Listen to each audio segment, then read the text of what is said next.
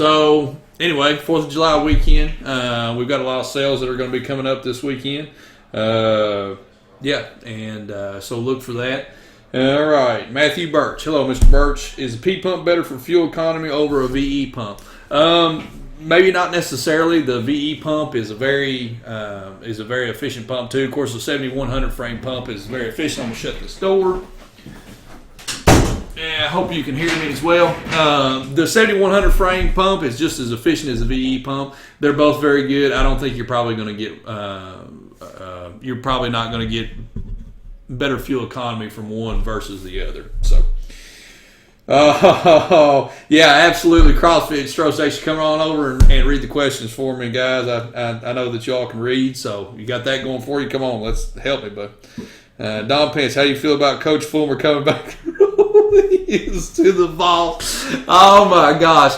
Hey, I tell you what, for all you Vol fans, I think probably the best thing that could happen to you is if Fulmer would come back and coach. I don't know how old Fulmer is. He can't be that damn old. He's got to be able to stand on the sidelines and get it done. So Don Pence for sure. Hate to see that you're a Cardinals fan, man, but that's okay. But hey, it's all right. Fulmer, golly, man. Last time I went to Keeneland, which is our local racehorse track, the guys sitting next to me were all Tennessee fans, and they were from Knoxville, and they were talking a bunch of smack about Kentucky or Florida or Tennessee beating Kentucky in football year after year, so on and so forth, yada yada yada, and then want to bring up basketball. It was worst day of my life. Looking at Zach Shaw, sorry if I said your name wrong, buddy. Looking to get Duramax. Don't know much about them. Which is bigger for medium power, LBZ or LMM? I think you're same. I mean, honestly, pretty much the same engine between the two. I don't think you're one or the other. Hey, Don, thank you, man. We appreciate it. Hey, we need all the help on football. We need all the help on the gridiron that we can get to, buddy, for sure.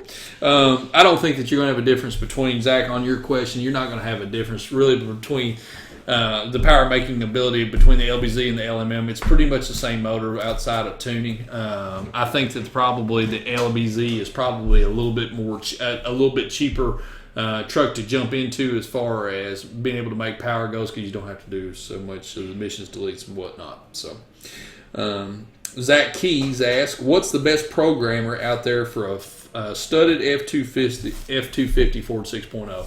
I think that all of the programmers are going to do a good job. I think that you've got a little bit more capability in some of the tuners that offer you the ability to get custom tunes. I think that the advantage there falls into the SCT or the Derive lineup, both Bully Dog and the SCT devices. The SCT 7015 is our number one selling handheld tuner for the Ford 6.0s. That's the one we sell the most of. I would suggest you take a look at it, and it also gives you the ability to add some custom tunes onto the device if you reach out and get a custom tuner to get some tweaks for you in your tuning. So I'm going to say SCT. It would be my choice.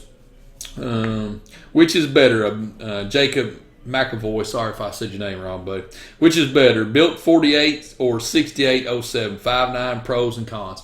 I'm going to say a 48 is better than a 68 for sure. You're just going to have a more robust transmission there all the way around. If you ever see the clutches and the steels inside of the 48 versus the 68, you'll kind of understand what I'm talking about on that one, Jacob. 5.9 versus 6.7. I don't know if that's what you're asking me about there. The pros and cons versus a 5.9 or 6.7. I talk about this all the time. 6.7 is a very efficient air pump of a motor. Let me turn this down for just a minute here. Let's see. The 6.7 engine is a very efficient engine. It is a very good air pump. It can move a lot of air as far as being able to go into a larger turbocharger for the displacement of that motor. I like the 6.7 motor, I really do. So that's going to be my choice as far as if that's what you're asking me. Aaron Nichols, Ram, what are the options for higher line pressure over stock and tuning? Tuning will give you higher line pressure, obviously, in most of the tunes. Just depending on what tuner that you go with, you're going to get a little bit of a higher line pressure. If you are dead set on wanting to max out line pressure for whatever reason that it is, the pressure boxes like a TS Performance will give you the ability to do that. So I'm not even going to try to say the name of this man. His first name is Goupil, so Goupil, I think. Which size big turbo should people get for to mount a twin kit if they have a small 64 millimeter and don't want to get that much power? A 64 charger on top is a monstrous charger. So anything in the man, I'll be honest with you, is anything in the S400 frame on the bottom side of it is going to be, that's a 64 millimeter top charger is a big daggone charger. So under 600 horsepower to protect the transmission. Which one do you recommend? Once you go into twin turbos, man, there's really no, it's not that doesn't even enter into the equation to protect the transmission. You're going to have full built transmission in that regard. So Tahiti, French Polynesia. I've never been to Tahiti, French Polynesia, but I really would like to go there because that sounds like a good place. Wade Kennemore says, have a lot of air and return fuel. Seen this with a fitting for return flow and clear hose. Fast withdrawal straw. Thoughts on how to reduce the air? Something maybe. You're going to have air intrusion on your return side. That's not that big of a deal. You're going to have cavitation inside of the fuel because of heating the transitions, going back to the tank. I don't know where exactly you put your fitting in. So don't worry about the air in your fuel on the return side. The air in your fuel, to be as efficient a fuel as it possibly can be, needs to be air-free going to your injection pump, your injection system. So that's the air intrusion that you want to try to eliminate on that one, Wade. So Aaron Nichols said, thank you. And Goupil, I'm sorry if I didn't answer your question correctly. It's just that with a twin turbo setup with 64 on topside chargers, again, it's going to be a big charger. So your low side or atmospheric charger is going to be, something in the S400 frame.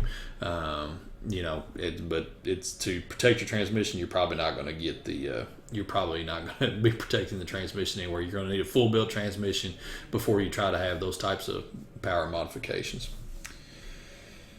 Good luck to it, Wade. I hope you figure it out, man.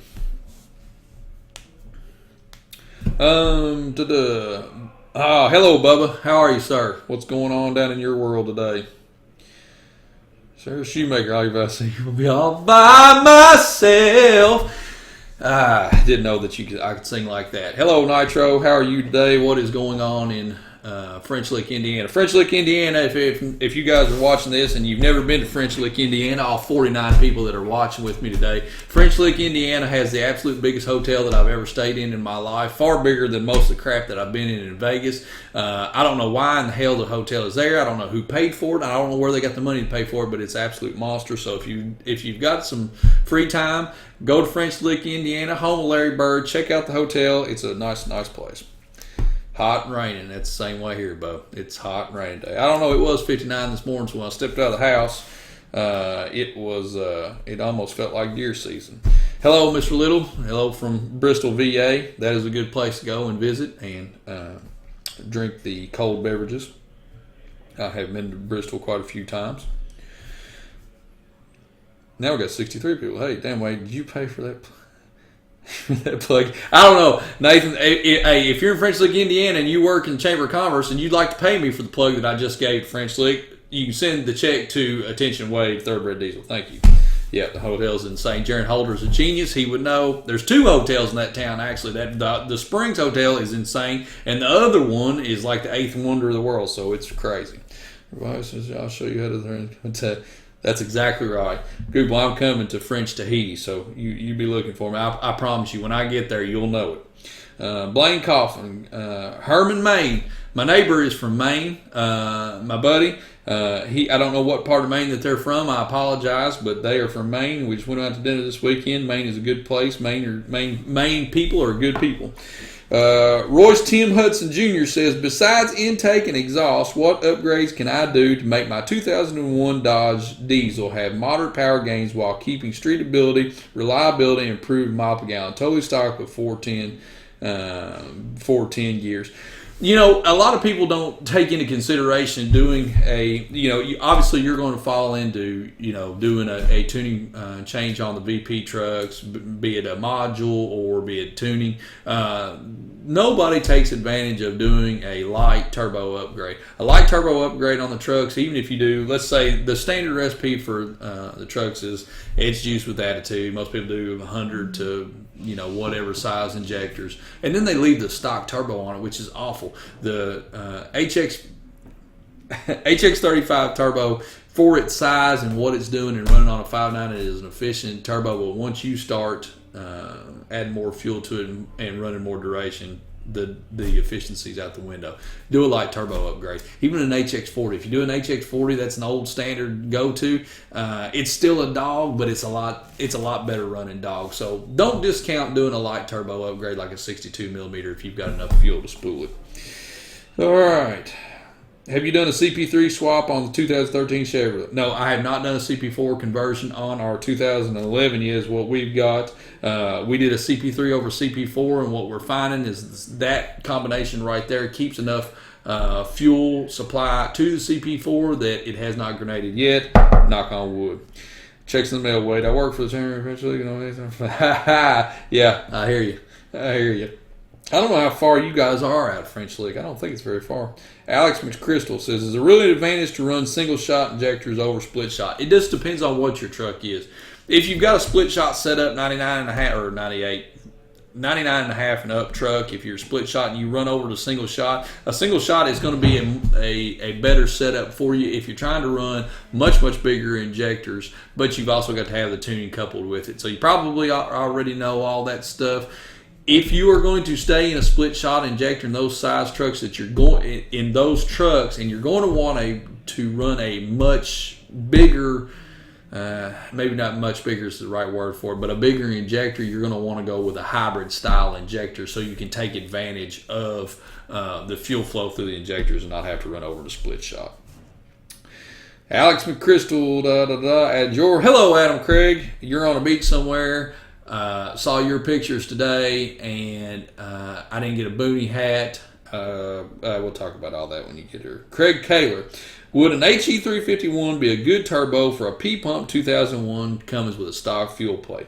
I don't like the 351 setup on the VP engines. It's just not there. And that's a terrible adjective, but it is. Why do you want to run a variable vane turbo like that? In that setup, it's just another thing to throw into the equation you don't need to. You've already P-pumped the truck. The truck's already going to be running great. Run with a better efficient turbo, 62 millimeter and up, so on. So just throwing out numbers there.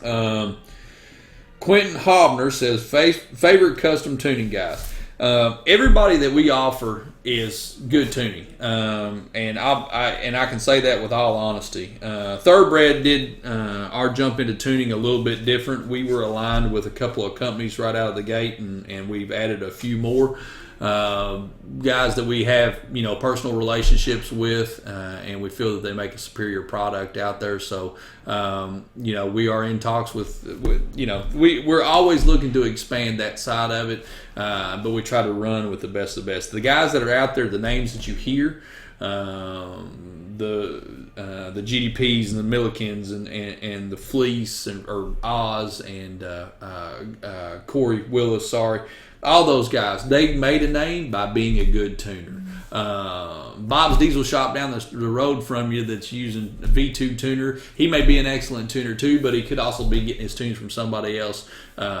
So it's kind of a gray area there. I feel like all the guys out there that are common household names are good tuners, so whoever you use is going to be a good choice. I think my feed died. I don't know. All right. So, yeah. So, talk about Adam for just a minute. Adam's not with us today because he's on a daggone beach somewhere. So, in the comment section, if you want to beat up on Adam for being on a beach, scratching his butt, and probably drinking girly drinks, please feel free to do so. He would appreciate that because it is not his birthday anymore.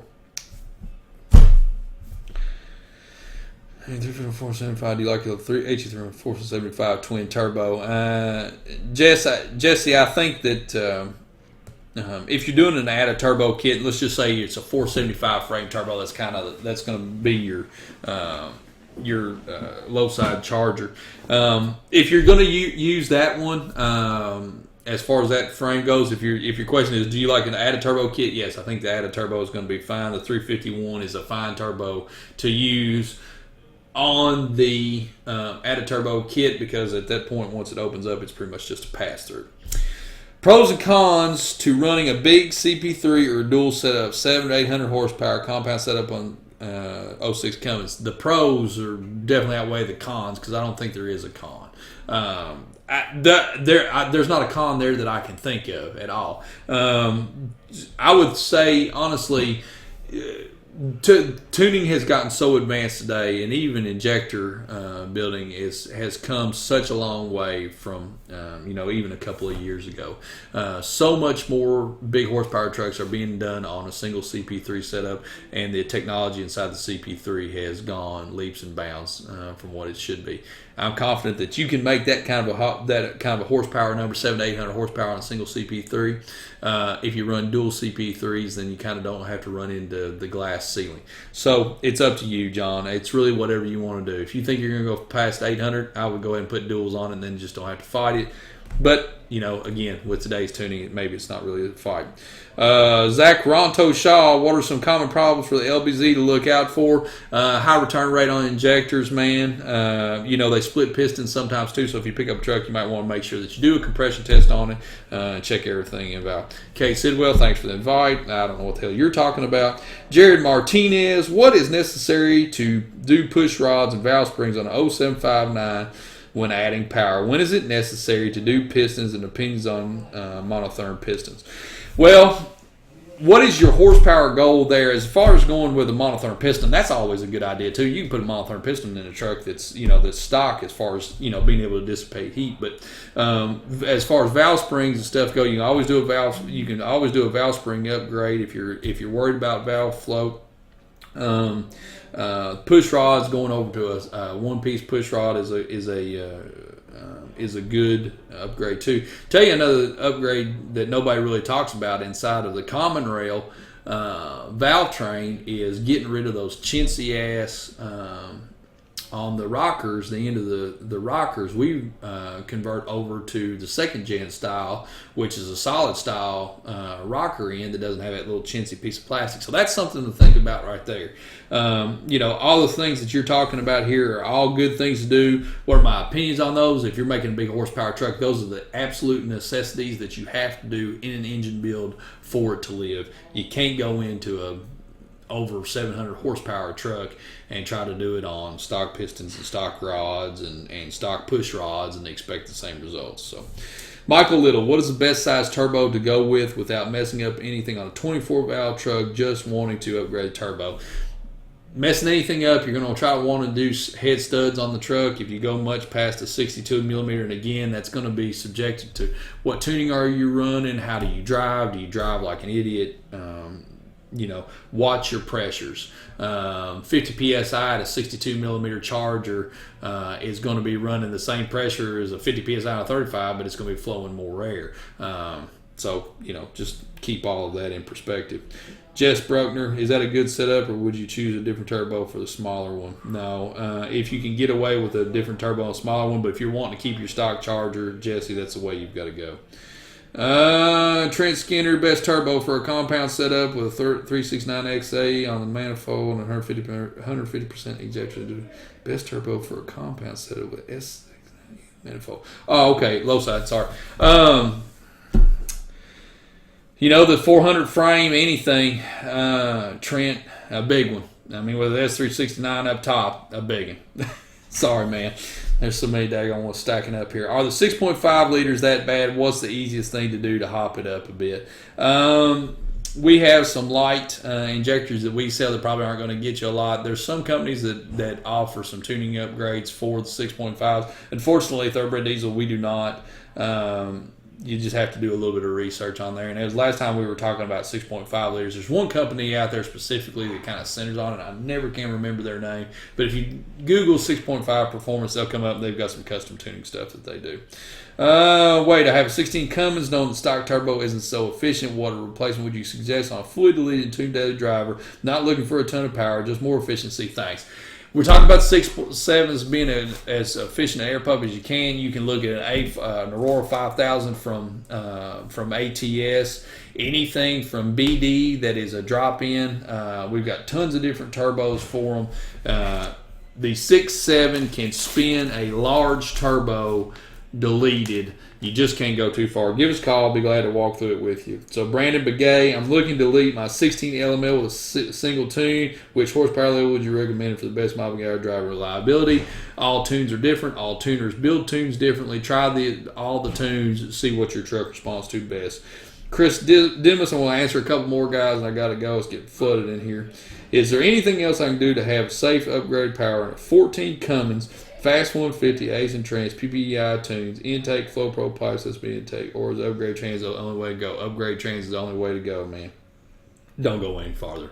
You're going to wind up needing to do a trans upgrade anyway. It is an 01 Cummins there with fast spooling turbo.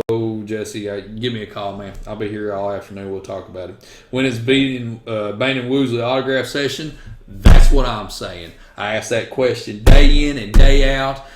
Bain's got a hell of a job at Ford. He would never come to work for Thoroughbred Diesel, but he can come here and sign autographs on Saturdays. Maybe we can work that out. Art, how you doing, man?